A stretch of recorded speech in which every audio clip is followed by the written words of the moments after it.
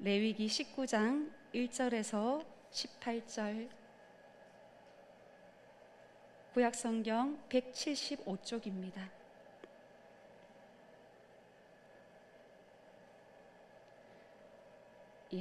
저와 여러분이 한 절씩 교독하고 마지막 절은 함께 읽겠습니다.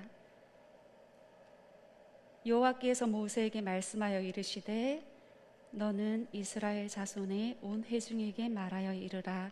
너희는 거룩하라. 이는 나 여호와 너희 하나님이 거룩함이니라. 너희 각 사람은 부모를 경외하고 나의 안식일을 지키라. 나는 너희의 하나님 여호와이니라. 너희는 헛된 것들에게로 향하지 말며 너희를 위하여 신상들을 부어 만들지 말라. 나는 너희의 하나님 여호와이니라. 너희는 화목 제물을 여호와께 드릴 때에 기쁘게 받으시도록 드리고 그 제물은 드리는 날과 이튿날에 먹고 셋째 날까지 남았거든 불사르라. 셋째 날에 조금이라도 먹으면 가증한 것이 되어 기쁘게 받으심이 되지 못하고 그것을 먹는 자는 여호와의 성물을 더럽힘으로 말미암아 죄를 담당하리니 그가 그의 백성 중에 끊어지리라. 너희가 너희의 땅에서 곡식을 거둘 때에 너는 밭 모퉁이까지 다 거두지 말고 내 떨어진 이삭도 줍지 말며 내 포도원의 열매를 다 따지 말며 내 포도원에 떨어진 열매도 줍지 말고 가난한 사람과 거루민을 위하여 버려두라. 나는 너희의 하나님 여호와이니라.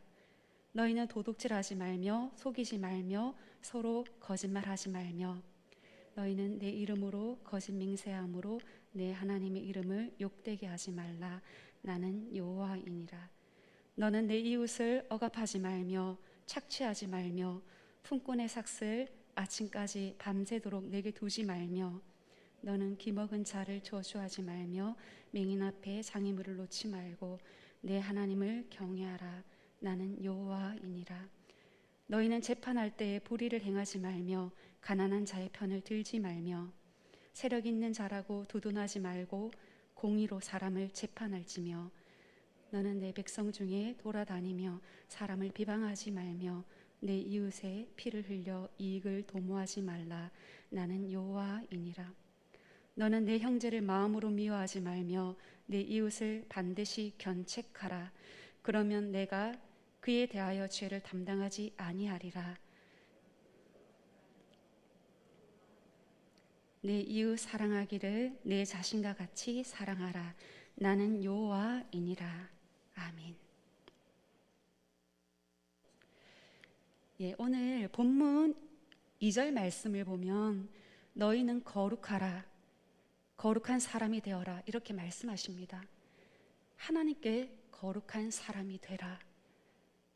이 거룩이라는 말은 히브리어 단어로 카도시라고 합니다. 이 카도시라는 말을 번역해 보면 분리하다, 구분하다 그런 의미를 가집니다. 분리하다, 구분하다. 우리가 그 비행기를 탈 때 짐을 맡겼다가 비행기에서 다시 내려오면 그 짐을 다시 찾죠. 그런데 비슷한 가방들이 너무 많이 있는 거예요. 그래서 제가 그 가방을 봤을 때 분명히 알 수 있도록 그 가방에 리본끈을 이렇게 메어 놓았습니다. 그리고 비행기를 내려서 짐을 찾을 때 바로 그 손잡이에 있는 리본을 볼 때 다른 모든 가방과 그 가방이 명확하게 구분되죠. 그 가방이 저에게는 거룩한 가방입니다. 가방 입장에서도 사람들이 다 비슷한 거예요. 그런데 그 가방에 메어져 있는 그 리본과 제 손목에 메어져 있는 리본이 똑같으면 저분이 나의 주인이시구나 하고 다른 사람과 구분되죠. 가방에게 저는 거룩한 존재입니다. 하나님은 거룩한 분이십니다. 하나님은 이 세상의 온 우주의 모든 존재와 분명하게 구분되어지는 분입니다. 세상 사람들이 신이라고 하는 모든 어떤 것이라도 하나님은 그것과 구분되어지는 거룩한 분입니다. 그러면 뭘로 그렇게 구분이 될까요? 무엇으로? 어떻게? 그분의 손, 그분의 손에 있는 못자국, 십자가에 못 박힌 그 못자국, 그로 인해 그분은 모든 이 세상의 존재와 명확하게 구분이 되는 겁니다. 그런 분은 없거든요. 세상에 다른 어떤 존재가 있다 할지라도 우리를 위해서 사람이 되어서 오시고 우리를 위해서 십자가에서 죽으신 분은 이 세상에 아무도 없어요. 오직 우리 하나님만 그렇게 하셨죠. 그래서 그분의 손, 우리를 위해서 십자가에서 못 박히신 그 손, 그 십자가로 인해서 우리 하나님은 모든 존재와 구분되어지는 거룩한 하나님, 우리에게 거룩한 하나님이 되십니다.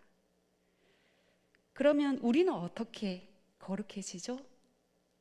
어떻게 해서 우리는 세상과 구분되어지는 건가요? 우리 하나님의 말씀이 우리를 거룩하게 합니다. 우리를 세상으로부터 그 말씀이 구분시킵니다. 어떻게 그런 일이 일어나나요?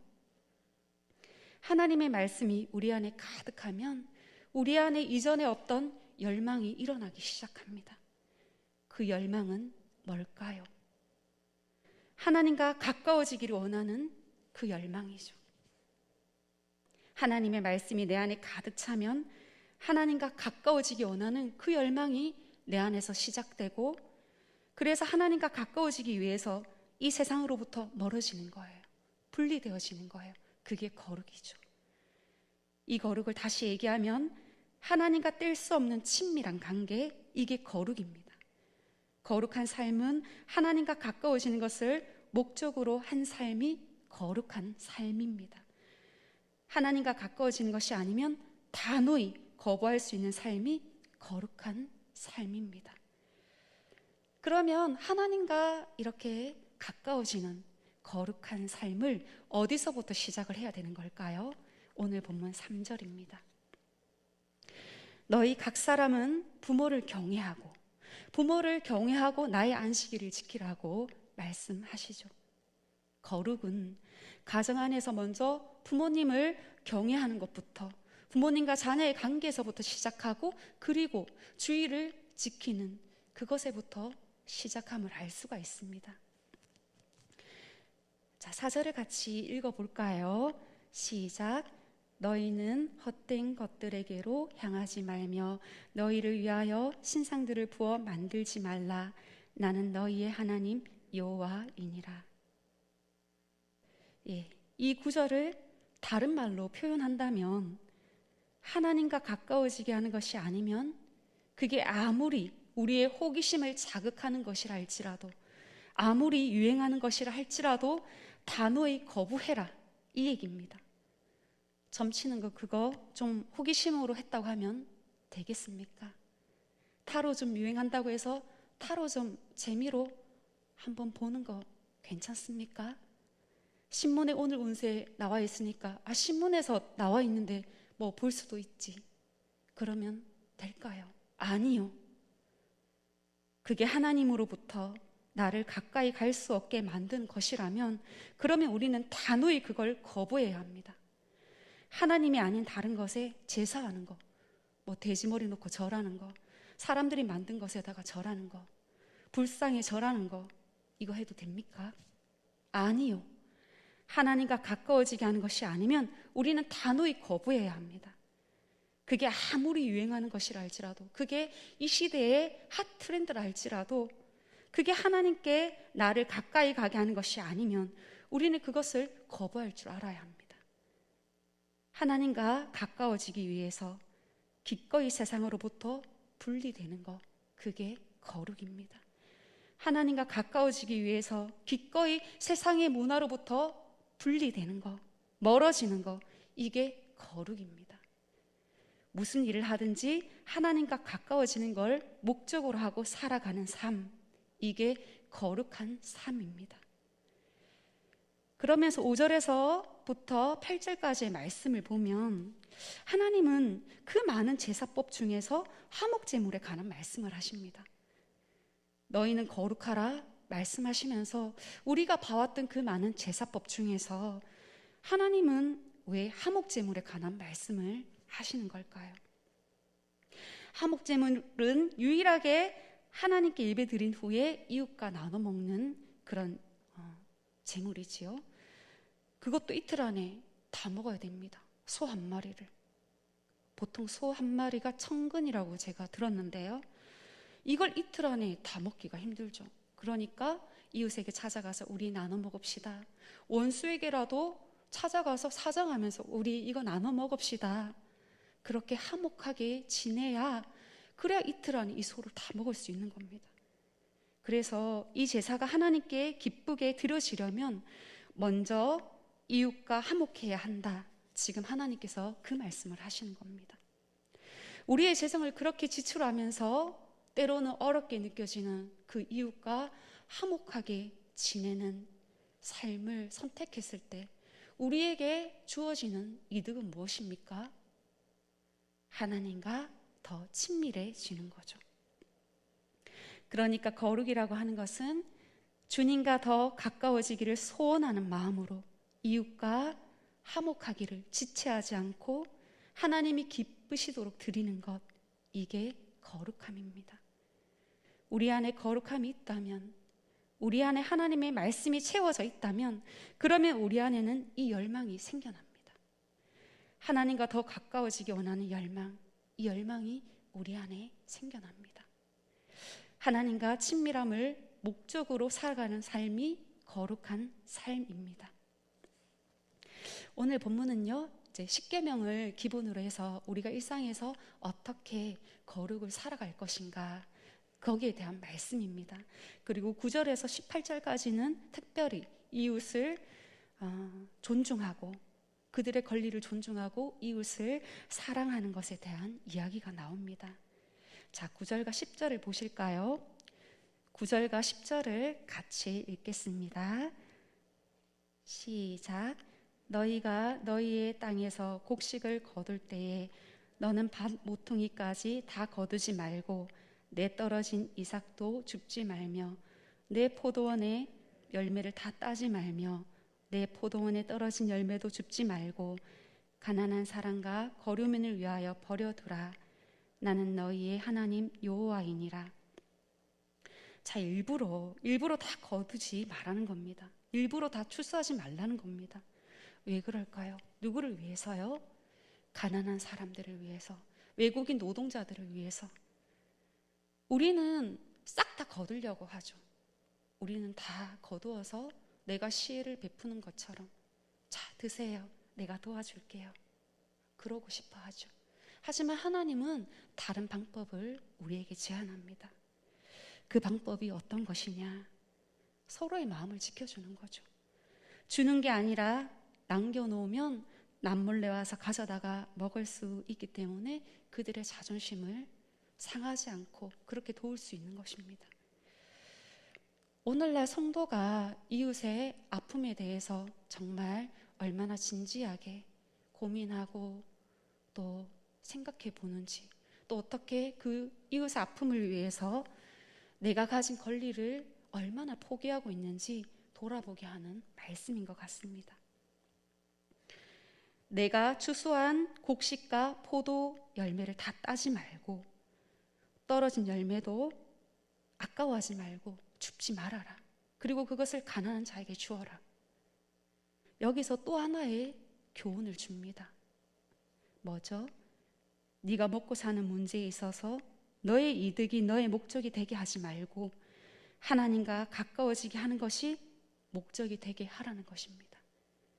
너 먹고 사는 문제, 그 문제에 있어서도 너의 목적은 하나님과 가까워지는 거다. 이 말씀을 하시는 거죠. 자, 11절을 여러분 보십시오. 너희는 도둑질 하지 말며 속이지 말며 서로 거짓말 하지 말며. 하나님이 너희는 거룩하라 말씀하시면서 11절에는 이 세 가지를 묶어서 말씀하십니다. 도둑질하는 것과 속이는 것과 거짓말이 왜 이렇게 묶여 있을까요? 그냥 나쁜 짓이니까 묶었을까요? 그렇지 않습니다. 이 세 가지의 특징은 다 은밀하게 행하는 것입니다. 우리가 거룩한 사람이 되려면 우리의 행함도 우리의 말도 거룩해야 된다는 겁니다. 말이 거룩하다는 게 뭐죠? 그 말이, 내가 하는 말의 목적이 하나님과 가까워지는 것이 목적이 되어서 하는 말, 그게 말의 거룩입니다. 그러니까 내가 무슨 말을 했는데 그 말로 하나님과 멀어졌어요. 그러면 그 말을 할 이유가 없는 것이지요. 당장의 이익을 위해 속이는 말을 하고 은밀하게 행할 때 그게 하나님과 가까워지는 데 기여합니까? 아니요, 기여하지 않죠. 내가 하는 말이 하나님과 가까워지는 데 기여하지 못한다면 할 이유가 없습니다. 내가 은밀하게 하는 것, 그가 하나님과 가까워지는 데 기여하지 않는다면 할 필요가 없습니다. 거룩이라고 하는 것은 하나님과 가까워지는 걸 목적으로 합니다. 이 새벽에 나오신 사랑하는 우리 성도님들은 하나님과 가까이 되는 거룩한 삶을 사시기를 바랍니다. 이제 13절 이후부터는 이웃을 대할 때 하나님과 멀어지게 하는 행동들에 대한 내용이 나옵니다. 이웃의 노동력을 착취하고 임금을 체불하는 일, 공정하지 않는 재판, 이웃의 희생으로 이득을 얻는 이런 일들은 모두 힘없는 사람 앞에 장애물을 놓는 일이라고 하나님께서 하지 말라고 하셨습니다.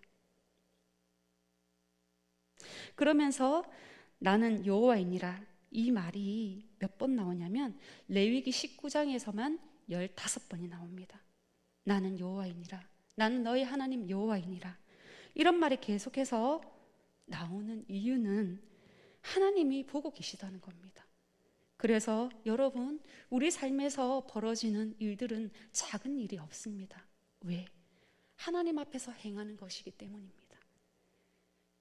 다시 본문으로 들어가서요. 그런데 내가 깨닫고 하나님과 더 가까워지기를 위해 이웃의 마음을 아프게 하는 일을 거부한다면 그게 거룩입니다. 그리고 하나님과 더 친밀해지는 사랑을 위해 그 열망을 가지고 이웃 사랑하기를 내 자신과 같이 사랑해야지, 하나님께서 그렇게 말씀하셨지, 그 말씀 붙잡고 애쓰는 것, 그렇게 살아가려고 하는 것, 그게 거룩입니다. 거룩함은 하나님과의 친밀함을 목적으로 하는 겁니다. 그러니까 사람들과의 관계에서 하나님과의 친밀함에 기여하지 못하는 말, 하나님과의 친밀함에 기여하지 못하는 생각, 행동, 하나님과의 친밀함에 기여하지 못하는 감정, 이건 하나님의 말씀 앞에서 즉각적으로 수정되어야 하는 것입니다. 그리고 이웃 사랑하는 그 사랑이 자라가야 합니다. 고린도전서 10장 31절 말씀을 보면요, 너희가 먹든지 마시든지 무엇을 하든지 다 하나님께 영광이 되게 하라, 그렇게 말씀하시죠. 너희가 먹든지 마시든지 뭘 하든지 하나님께 영광이 되게 하라. 그러면 하나님께 영광이 되는 건 뭐죠? 어떻게 하면 하나님께 영광이 되죠? 우리가 하나님께 가까워지는 것, 그것이 하나님께 영광이 됩니다. 우리가 하나님과 가까워질 때 그때 하나님께서 영광을 받으십니다. 그러니까 먹는 일도 마시는 일도 하나님의 영광을 위해 한다는 건, 먹는 일도 마시는 일도 하나님과 더 가까워지는 걸 목적으로 하고 먹어라 마셔라, 그 말이죠. 또 무슨 일을 하든지 하나님의 영광을 위해 하라 하는 것은 무슨 일을 하든지 그 일을 하기 위한 목적, 그 목적이 하나님과 가까워지는 것을 목적으로 해서 그 일을 해라, 그런 얘기입니다. 예수님 믿는다, 교회 다닌다 이러면 우리는 술 안 먹고 담배 안 피는 거 생각합니다. 술 안 먹고 담배 안 피면 그게 거룩한 겁니까? 체질적으로 술, 담배가 안 맞는 사람들도 있지 않습니까? 건강상의 이유로 하지 않는 사람들도 있지 않습니까? 그러면 그 사람들은 거룩한 겁니까? 아니에요. 술 안 마시고 담배를 안 피우는 그 자체가 거룩이 아닙니다. 그걸 하나님과 더 가까워지기 위해 거부한다면 그게 거룩입니다. 내가 하나님과 더 가까워지기 위해서 술자리를 거부한다면 그게 거룩인 것입니다. 그저 이웃에게 착한 일 하는 거, 그게 거룩입니까? 하나님 믿지 않는 사람들도 착한 일 합니다. 착한 일 자체가 거룩이 아닙니다. 그러나 하나님과 더 가까워지기 위해 그 열망을 가지고 선한 일을 한다면 그건 거룩입니다. 예배당에 나와 있으면 거룩한 겁니까? 아닙니다. 하나님과 더 가까이 하기 위해서, 하나님과 더 가까워지기 위해서 이 자리에 여러분이 앉아 계시다면 그건 거룩한 겁니다. 거룩이라고 하는 것은 하나님과 가까워지는 것을 목적으로 하고 먹든지 마시든지 이웃과의 관계에서 뭘 하든지 하는 게 바로 거룩입니다. 하나님은 언제 영광 받으시냐 하면 우리가 하나님께 가까이 나아가기 원하는 그 열망을 가지고 무엇을 할 때, 그때 하나님은 영광을 받으십니다. 그러니까 하나님과 친밀해지는 게 중요하죠. 사업을 해서 사업이 잘 되고 번창하는 것, 그게 하나님께 영광이 되는 것이 아니라 사업을 통해 내가 하나님과 더 가까워지는 것, 그러면 하나님께서 영광을 받으십니다. 그 사업을 통해 다른 사람을 하나님께 더 가까이 하게 했다면 그러면 그게 하나님께서 영광을 받으시는 것이지요. 그러므로 거룩한 백성인 저와 여러분은 무엇을 하든지 이게 하나님께 더 가까이 나아가게 할 것인가, 이걸 질문해야 합니다. 이걸 먹고 마셔서 하나님과 더 가까워질 것인가, 이웃을 이렇게 대할 때 내가 하나님과 더 가까워질 것인가, 이 재정 지출로 하나님과 더 가까워질 것인가, 이 사업을 하는 이 방식이 하나님께로 가까이 가는 방식인가, 이것을 우리는 항상 질문하고 물어야 됩니다. 하나님께 가까워지는 것을 목적으로 하고 살아가는 삶이 바로 거룩한 삶입니다. 저와 여러분이 그렇게 거룩한 사람이 되어서 그 복을 누리시는 오늘이 되기를 주님의 이름으로 축복합니다. 기도하겠습니다.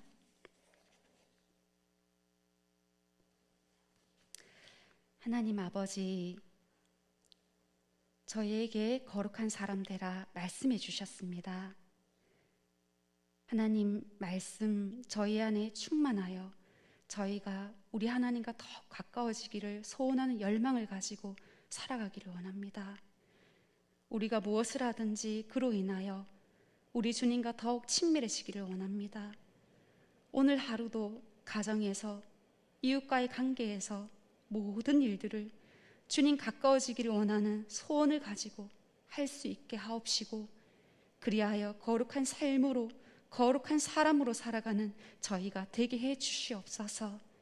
예수님의 이름으로 기도합니다. 아멘.